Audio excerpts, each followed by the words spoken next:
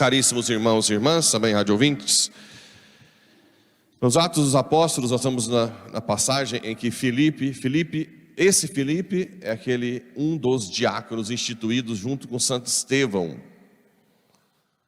Eles escolheram só os caras, né? Santo, outro grande santo como Estevão. E ele estava passando e tinha um eunuco, né? Ele estava a caminho de Jerusalém. Um eunuco etíope que lia a passagem do profeta Isaías. Qual passagem que ele lia? Servo sofredor. Isaías tem 3 capítulos, 39, 40 e pouco e 50, que fala de Jesus como servo sofredor, aquele que vai ser humilhado, cuspido, crucificado. Só que antes de Jesus ser crucificado, os judeus não consideravam estas passagens como messiânicas. Tinham várias passagens que eles viam que era o Messias, mas essas não. Então aqui é uma interpretação do texto pós-crucifixão. Então o etíope leu essa passagem de Isaías, né?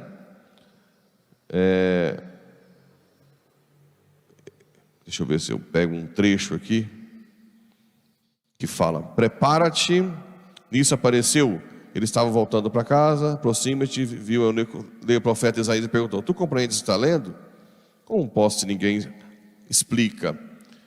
Aí a passagem era o seguinte: ele foi levado como ovelha ao matadouro. Da onde que eles iam achar que esse aqui era o Messias? E qual um cordeiro diante do seu tosqueador, ele emudeceu e não abriu a boca. Uma das passagens da paixão de Cristo, Jesus está calado. Não vai responder? Não vai te defender? Não? Eles o humilharam e lhe negaram a justiça. E seus descendentes, quem os poderá enumerar? Pois sua vida foi arrancada da terra. Imagina que os judeus tinham na cabeça que tinha que vir o Messias para restituir a terra prometida, tirar todos os pagãos, entregar para eles aquela terra e dar poder. Como que eles iriam pensar que isso aqui era messiânico? Arrancaram-lhe a vida, emudeceram, foi para o matadouro como ovelha. Nunca. Isso jamais os judeus aceitariam. Então aqui Filipe explica para o eunuco que esta passagem era do Messias, né? Peço que me expliques, diz o eunuco, de quem o profeta está dizendo isso? Ele fala de si mesmo ou se refere a algum outro? Ele nem está pensando que esta passagem é do Messias, porque eles imaginavam o Messias guerreiro, que viesse destruir, tomar. A gente também quer um Messias assim, né? Que pega nossos inimigos pelo pescocinho, destronca e depois devolve tudo que é nosso, bonitinho. Um Messias que tudo que todo mundo que incomoda a gente vai derrubando igual dominó.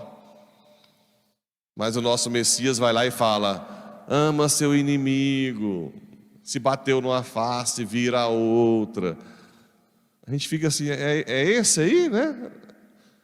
Não tem outro não, mas eles ficavam assim, cadê aquele mais guerreiro, né? Então Filipe começou a falar e, partindo da escritura, anunciou Jesus. Eles prosseguiram o caminho e chegaram onde havia água. Então o eunuco disse a Filipe: aqui temos água, o que impede que eu seja batizado? Diácono pode batizar? Desde que época? Desde a época dos apóstolos. E tem gente que não confia em batismo de diácono. O padre não vai não, é a mesma coisa. E tem mais. Aí depois o Espírito arrebatou Filipe, né? O eunuco não viu mais. Filipe foi parar em Azoto. Nesse mesmo capítulo 8 de Atos dos Apóstolos, depois do versículo 40, 45, o que vocês vão ver também nesse capítulo? Que os apóstolos foram lá impor as mãos sobre os que Filipe batizou. Que sacramento que é esse? Apóstolo hoje quem é? Quem são os apóstolos de hoje? Os bispos. O que sacramento que o bispo vai depois que ele é batizado? Então, depois vocês vão ler Atos dos Apóstolos, capítulo 8. Depois desse versículo aqui, vocês vão ver lá que Pedro vai lá, mais, sei lá, Tiago, para impor as mãos sobre todos que foram batizados. É uma das passagens mais fortes, não, talvez seja a mais forte, que justifique o sacramento da crisma, que é um revigoramento dos dons, reavivamento para uma missão. O sacramento do crisma te prepara para uma missão, que é converter outras pessoas. Então, em casa, hoje, tarefinha de casa, ler capítulo 8 dos Atos dos Apóstolos, depois dessa passagem de Filipe, ok? E depois no Evangelho, Jesus diz que ninguém vem ao Pai, ninguém vem a mim se o Pai não o atrai. Em outra passagem, ele diz que só os humildes, né? Obrigado, Pai, porque só os humildes te conhecem. Ou seja, a conversão, ela, para acontecer, tem que ter a graça de Deus. Não existe conversão sem graça. Ou seja, aquilo que Nossa Senhora de Fátima pede nas aparições é muito sério. Muitas pessoas vão para o inferno por não terem ninguém para rezar ou se sacrificar por elas. A nossa intercessão para a conversão de outros é muito importante. É muito importante. A Maria José, que esteve aqui esse final de semana, disse que tem uma amiga que era protestante e que foi num batizado católico, eu não sei qual. Você não foi numa missa mesmo? E o padre disse: o Senhor esteja convosco. E quando o povo todo respondeu: Ele está no meio de nós, ela entrou como uma espada, né? E disse: nossa, Ele está. E aquilo ficou na cabeça dela até que ela foi aprofundar a fé católica, que hoje é uma grande missionária católica, né? Mas por que acontece isso? Porque já existia uma comunidade orante que intercede, né? Quantos evangélicos têm vindo para cá? Muitos, muitos. Por quê? Porque aqui tem adoração contínua. Vocês estão rezando pelas conversões dos outros, não estão? Ou vocês estão rezando só para vocês? Eu não estou sabendo o que vocês estão... Jesus não me conta, né? Mas acredito eu que vocês estão rezando pela conversão de todo mundo, né? Todo mundo. E isso faz com que pessoas novas venham, e às vezes só uma coisa que vê aqui, né? Uma vez alguém me escreveu que quando ele passa de manhã e está tendo a missa, ele sente uma paz, e assim por diante. Isso quer dizer, a intercessão nossa faz que o Pai atraia outras pessoas, como está dizendo aqui. Aí Jesus fala que o maná que eles comeram no deserto, eles não saciavam, né? E morreram. O pão que desce do céu, quem come não vai morrer, vai viver eternamente.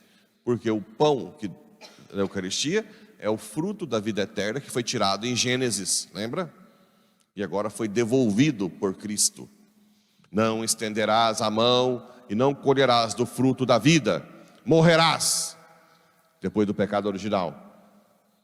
Depois, com a vinda de Cristo, o fruto da vida eterna foi devolvido para a humanidade. Só que tem muita gente que não está nem aí. Não vai à missa comungar o fruto da vida eterna. Não vem adorar. Pensa. Imagina se naquela época soubessem onde estava a árvore da vida, com o fruto da vida eterna, que não morre mais. E hoje nós temos o fruto, mas a procura é muito pequena proporcionalmente à população. Quem comer deste pão viverá eternamente, e o pão que eu darei é a minha carne dada para a vida do mundo. No início dos cristãos tem as cartas dos padres da igreja, Didaquê, tem outra carta lá famosa, sumiu o nome aqui, alguns ou apóstolos ou discípulos estavam defendendo os católicos de antropofagia.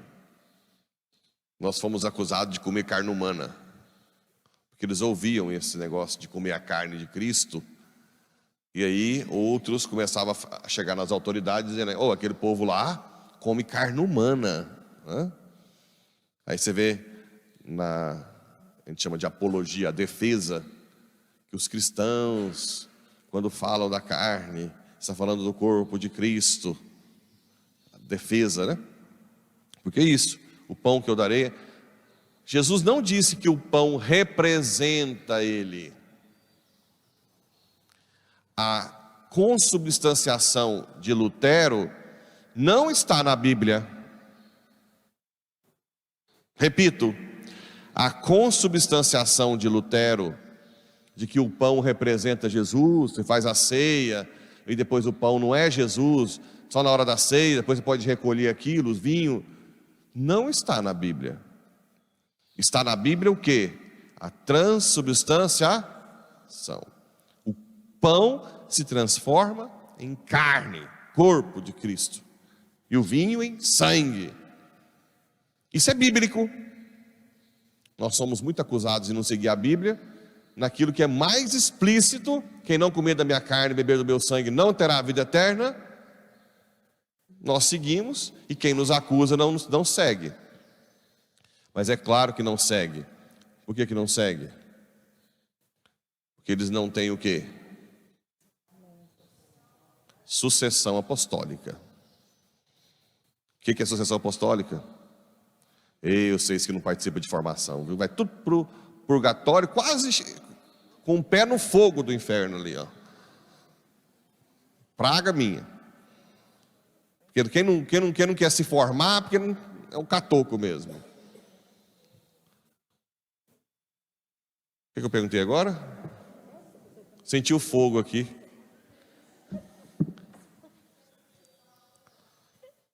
O que é a sucessão apostólica?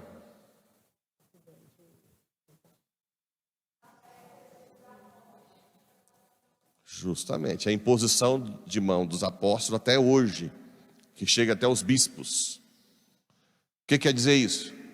Que o Dom Lindomar foi ordenado por um bispo, que foi ordenado por outro, que foi ordenado por outro, e tem que chegar aonde? Os apóstolos. Se não tiver sucessão apostólica, não pode ter Eucaristia. Eita, povo, vai estudar. Então que Deus nos ajude a cada vez mais amar a Eucaristia, lutar por ela, dar a vida por ela, se for o caso, a todos os dias da nossa vida, na Santa Missa e na adoração. Assim seja.